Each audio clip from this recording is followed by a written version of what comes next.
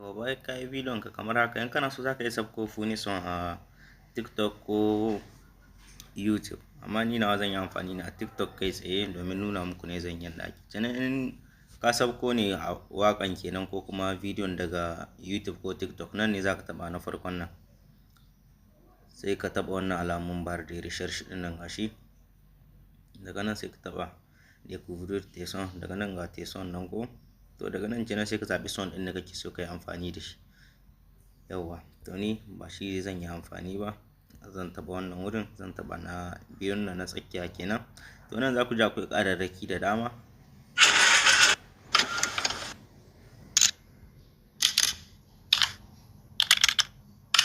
Yawwa,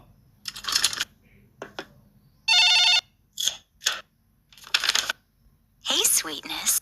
Yes. No. Yes. mu ɗauka ina so in saka wannan, bari mu ga to yanda ake saita shi ne. Ake sa funi son a bidiyo irin kenan, kai ne za ka saita shi daidai inda kake so, inda kake son ya kasance. Ake sa funi son a bidiyo irin ka yi bidiyo kana so ka saka dariya. Yawa, yanzu ni nan ya min kusa. Ake sa funi son a bidiyo irin ka yi bidiyo kana so ka saka dariya, irin kana jin dariya kina tashi kamar haka. Yawa, inda na ce kamar hakan nan ma yanzu yana so in ƙara wani ɗaya ku tsakuri. Hey sweet. Yes.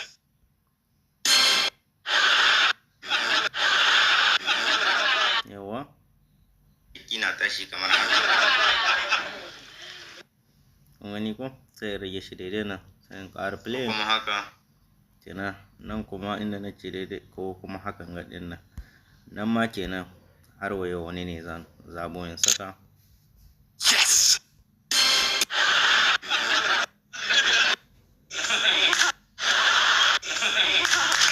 Yawa, ga sanan.